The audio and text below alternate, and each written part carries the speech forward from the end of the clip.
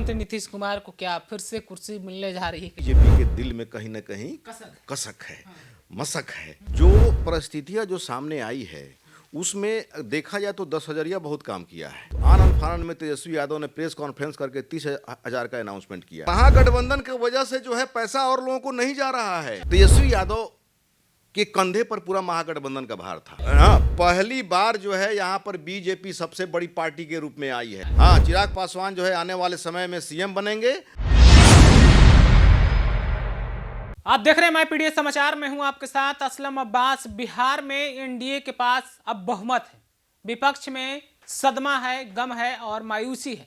लेकिन सवाल है कि नीतीश कुमार के चेहरे पर लड़ने वाली एनडीए क्या सत्ता में एक बार फिर से नीतीश कुमार के पास ही कुर्सी जाएगी?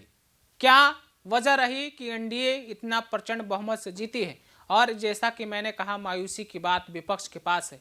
हम इन तमाम मुद्दों पर बात करेंगे, लेकिन जो मुद्दा है सबसे बड़ा, क्या नीतीश कुमार फिर से बिहार के सीएम बनेंगे या फिर बीजेपी? यानी कि अमित शाह का वो निजी चैनल के साथ इंटरव्यू को याद कीजिए, जब अमित शाह ने कहा था कि चुनाव बाद फैसला होगा कि बिहार का मुख्यमंत्री कौन होगा। परिणाम तो अब सबके सामने है, लेकिन नीतीश कुमार क्या फिर से बनेंगे मुखिया बिहार के या नहीं? हम इन्हीं दो मुद्दों पर बात करेंगे। चिराग पासवान जो 0 सीट से लेकर 19 सीटों पर पहुंचे, क्या कुछ बिहार में होने वाला है? एनडीए में बीजेपी क्या कुछ करने वाली है? तमाम चीज़ों को हम समझेंगे और आप तक पहुंचाने की कोशिश करेंगे। हमारे साथ बातचीत करने के लिए वरिष्ठ पत्रकार मनोज नारायण सिंह जुड़े हुए हैं। सबसे पहले तो पीडीएस समाचार में आपका स्वागत है। धन्यवाद। पहला सवाल, जैसा कि एनडीए में खुशी और महागठबंधन में गम, तो थोड़ा हम लोग इंट्रो में चर्चा करें कि पहले हार और गम का जो मामला है, जीत का, किस तरीके देख रहे हैं? देखिए, ये तो जो है तय था कि एनडीए को बहुमत तो मिलेगी, लेकिन कितना बहुमत मिलेगी इसका आंकड़ा, सही आंकड़ा जो है नहीं आ रहा था। बहुत सारा चैनल जो है एनडीए को बहुत दिखला रहा था। बहुत सारा जो है चैनल जो है, कुछ जो है एजेंसियां जो है महागठबंधन को जो है बढ़त दिखला रही थी। लेकिन जो परिस्थितियां जो सामने आई है उसमें देखा जाए तो 10,000 बहुत काम किया है। 10,000 जो पहले देखिए कि झारखंड में हो, मध्य प्रदेश में हो, महाराष्ट्र में हो, वहाँ पर महिलाओं को टारगेट कर करके जो रूलिंग पार्टी ने काम किया, अगर 1,000 का ही हो, 1,200 का ही हो, जब माने उसकी सरकार जब फिर बहुमत से बन रही है, तो फिर 10,000 तो एक बड़ा अमाउंट है। और इसमें 10,000 में भी देखिए कितना पॉलिटिक्स हुआ। माने 1 करोड़ 40 लाख जो है जीविका दीदी जुड़ी हुई हैं, 3.25 करोड़ जो है महिला वोटर है। और अगर जो है 1.5 करोड़ अगर महिला को 10,000 मिला, मतलब कि एक महिला के परिवार में अगर 5 आदमी है, 4 आदमी है, तो वो सारा वोटर हो गया। और वैसी स्थिति में ये अब महिलाओं की संख्या जो है बड़ी है वोट कास्ट करने में, तो जाहिर सी बात है। दूसरी बात ये है कि जब जीविका दीदियों को जब 10,000 मिला, उसके बाद में आश्वासन मिला कि 2 लाख जो है फिर मिलेगा बिजनेस करने के लिए, रोजगार के लिए, तो महिलाएं जो है आश्वस्त हुई कि जब तक नीतीश कुमार की सरकार नहीं बनेगी तब तक हमको 2 लाख कहाँ से मिलेगा। ये उम्मीद हो गई। दूसरा इसमें फैक्टर काम किया है क्या कि महागठबंधन ने ये इसमें आवाज उठाना शुरू कर दिया कि वोट खरीदा जा रहा है नोट से, चुनाव आचार संहिता का मामला, ये उल्लंघन हो रहा है। तो बीच में ही सरकार ने इसको रोक दिया और ये जो है कहने लगी, ये जो मैंने रूलिंग पार्टी है एनडीए जो है कहने लगे, प्रचार होने लगा नहीं कि महागठबंधन की वजह से जो है पैसा और लोगों को नहीं जा रहा है, रुकना पड़ा। ठीक है, तो इसको लेकर के भी जिन महिलाओं को नहीं मिला, जो लोग ऑनलाइन कर रही थी, ऑनलाइन में जो है जिन महिलाओं को नहीं मिला, उनमें आक्रोश हो गया कि ये महागठबंधन वाले लोगों के चलते हम लोगों को पैसा नहीं मिला। यहाँ पर जमीनी हकीकत ये है, महिलाओं का जो है वोट बैंक जो पोलराइज्ड हुआ है। अब जब महिला चाह रही है कि हाँ हम नीतीश को लाएं, एनडीए को वोट दें, तो उसके घर के लोग कहाँ जाएंगे? पहला फैक्टर, सबसे बड़ा फैक्टर। दूसरी बात कि तेजस्वी यादव के कंधे पर पूरा महागठबंधन का भार था, पूरा महागठबंधन का। एक तरह से कहा जाए तो राहुल गांधी या प्रियंका जो है गांधी यहाँ पर आई थी चुनाव प्रचार में, राहुल गांधी ने भी यहाँ पर चुनाव के पहले जो है उन्होंने वोट चोर गद्दी छोड़ का वोटर अधिकार यात्रा उन्होंने सब किया था। लेकिन तेजस्वी यादव जो है जो उन्होंने अनाउंस किया 2020 में, देखिएगा कि 10 लाख नौकरी देंगे, इस पर जो है उनको माने सबसे बड़ी पार्टी के रूप में स्टेबल किया बिहार की जनता ने नौकरी के नाम पे। तो तब था कि 10 लाख नौकरी एक कहीं ना कहीं जो है ये जच रहा था कि हाँ इतना नौकरी मिल सकता है युवाओं को। लेकिन प्रत्येक घर में एक नौकरी, लोगों को बात पची नहीं। इसमें लोग जो है समीक्षा करने लगे कि इतना बजट जो है इसमें पड़ेगा, बिहार का इतना बजट है, इतना कहाँ बैठाएंगे, ठीक ना। तो इस पर लोगों का विश्वास नहीं हुआ। हालांकि वो भी जो है अनाउंस किए कि 125 जो है बिजली यूनिट है तो हम 200 देंगे, महिलाओं को जो है 2500 का महीना देंगे।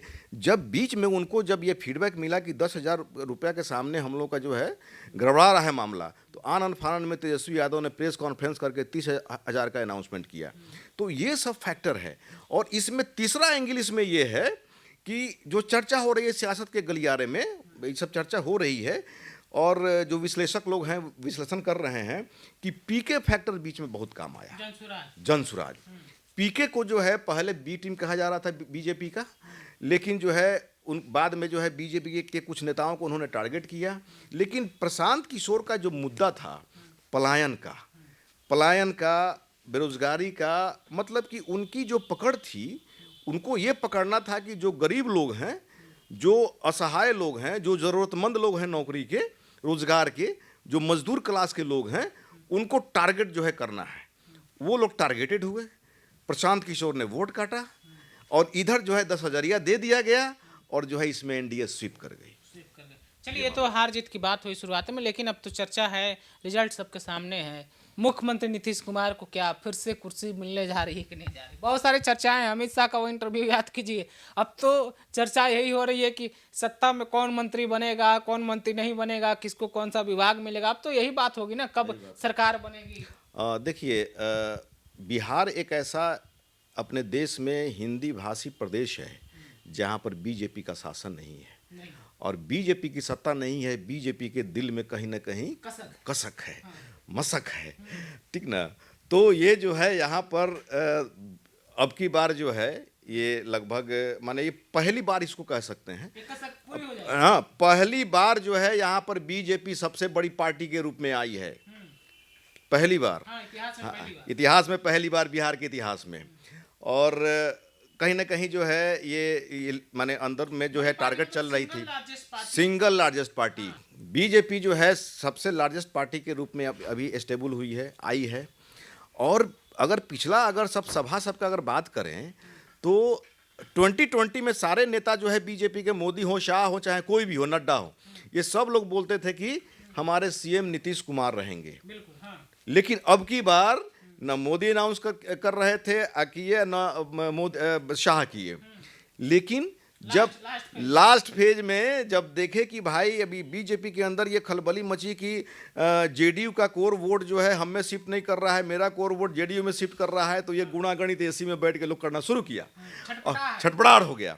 उसके बाद धर्मेंद्र प्रधान को भेजा गया नीतीश कुमार के पास। उसके बाद में जब नीतीश कुमार शायद कुछ बोले होंगे कि मेरे नाम का अनाउंसमेंट क्यों नहीं हो रहा है, ठीक ना, हो सकता है ऐसा, तो उसके बाद में जो है जेपी नड्डा का बयान आया कि हमारे मुख्यमंत्री होंगे नीतीश कुमार। चिराग पासवान का भी जो है सुर बदलने लगा। तो ये सब परिस्थितियां थी और अमित शाह ने बोल दिया कि विधानमंडल के जो सदस्य होंगे वो चुनेंगे, वो नेता बनेंगे, वो सीएम बनेंगे। इस पर जो है नीतीश कुमार का कान खड़ा हो गया। और नीतीश कुमार के बारे में कहा जाता है कि जब सारे नेताओं की सोच खत्म होती है वहाँ से नीतीश कुमार की कहानी शुरू होती है। और जो उनके करीब जो रहने वाले लोग हैं वो बताते हैं कि नीतीश कुमार जब बुरे दौर से गुजर रहे हो तो समझिए कि वो लंबी छलांग लगाएंगे उसके बाद, ठीक ना, लंबी तैयारी है। तो अब की बार जो है 2020 का बदला उन्होंने ले लिया सबसे, ये अलग बात है। लेकिन आपने पूछा कि क्या नीतीश कुमार बनेंगे, तो एहसान किसी का नहीं रखते। अब नीतीश कुमार को अगर सीएम नहीं बनाएगी बीजेपी तो सिंपैथी वोट जो है चला जाएगा जेडीयू के पास। इसलिए अभी मौजूदा समय में नीतीश कुमार को सीएम बीजेपी बनाएगी, ये मेरा मानना है। मजबूरी है। सिंपैथी जो है चूंकि सहानुभूति पर तो जो है देश की जनता वोट देती है, भले खाने को कुछ मिले चाहे नहीं मिले, लेकिन सहानुभूति अगर हो जाए तो भाई उस सहानुभूति वोट मिलता है। इसका बहुत सारा उदाहरण है। तो वैसी स्थिति में नीतीश कुमार को अभी हाल फिलहाल में बनाया जाएगा। बाद में हाँ, बाद में चूंकि अब महाराष्ट्र में जो खेल बीजेपी ने खेला तो वहां पर देवेंद्र फडणवीस जो है, एकनाथ शिंदे के साथ हाँ, तो वहां पर देवेंद्र फडणवीस जो है वैसा नेता उनके पास था, बीजेपी का चेहरा, मजबूत चेहरा। बिहार में कौन है मजबूत चेहरा? अब देखिए तो जो है लालू यादव के काट करने के लिए नंदकिशोर यादव को भी लगाया गया, नित्यानंद राय को भी लगाया गया, लेकिन यादव वोट बैंक को प्रोवाइड कर पाया। हाँ, रामकृपाल यादव को भी मंत्री बनाया गया, माने मजबूते जो है उनको दिया गया, लेकिन कोई जो है यादव वोट को डिस्पर्स कर पाया? कोई नहीं कर पाया। तो वैसी स्थिति में इनके पास कोई ऐसा चेहरा नहीं है। सम्राट चौधरी अभी जो है मुखौटा बने हुए हैं बीजेपी के। तो हालांकि आज भी जो है नीतीश कुमार के साथ जो है मिलने गए थे। तो वैसी स्थिति में सम्राट चौधरी जो है उनका चेहरा है, और सम्राट चौधरी के कार्यक्रम में वहाँ जनसभा में अमित शाह ने कह दिया कि आप लोग वोट दीजिए, हम कुछ इनके लिए अच्छा करना चाहते हैं और आगे बढ़ाएंगे। ये भी बात है। और दूसरी बात यह है कि सम्राट चौधरी को लेकर के जितना जो है जाल फरेबी जो है रच दिया प्रशांत किशोर ने, ठीक है, इस पर कुंडली पूरा खंगार दिया। तो इस पर भी जो है बीजेपी कहीं सोचेगी कि हाँ भाई मैंने अब जो चेहरा इनके पास है सबको खंगार दिया। तो वैसी स्थिति में जो है मंगल पांडे का भी वही हाल हुआ, दिलीप जायसवाल का भी वही हाल किया, और प्रशांत किशोर ने कहा था कि हाँ कुछ ऐसे और नेता हैं जिनको हम टारगेट किए हैं, 100 को जो है हम पूरा जो है खंगाड़ेंगे। तो एक तरह से जो है दाग उन्होंने लगा दिया है। तो वैसा कोई भी मौजूदा समय में कोई चेहरा है नहीं तो नीतीश कुमार का जगह ले सके। तो नीतीश कुमार के बारे में जो भी उनके बारे में कहा जा रहा था कि उनका मेंटली ये डिस्टर्ब है, ये हैं वो हैं, आने वाले समय में ये हो सकता है। आने वाले समय में नीतीश कुमार से सत्ता चली जाएगी। जो मेरा जो अनुभव है वो कहता है कि अभी कुछ दिन जो है नीतीश कुमार के साथ खेला बीजेपी करेगी, माने बीजेपी नीतीश कुमार के साथ खेला करेगी, और उसके माने आने वाले समय में, अभी तो मौजूदा समय में नीतीश कुमार को सीएम बनाएगी बीजेपी, और उसके बाद जो है वो देखिए चूंकि जो है नीतीश कुमार को भी छांट दिया जाए, अभी काउंटिंग चल रहा है, लास्ट फेज में है, लेकिन अगर जेडीयू को अगर छांट दिया जाए तो बाकी एलजेपी हो, आरएलएम हो, हम पार्टी हो या बीजेपी हो, ये मिल करके 122 सीट अभी नहीं पूरा हो रहा है। तो वैसी स्थिति में क्या करेगी?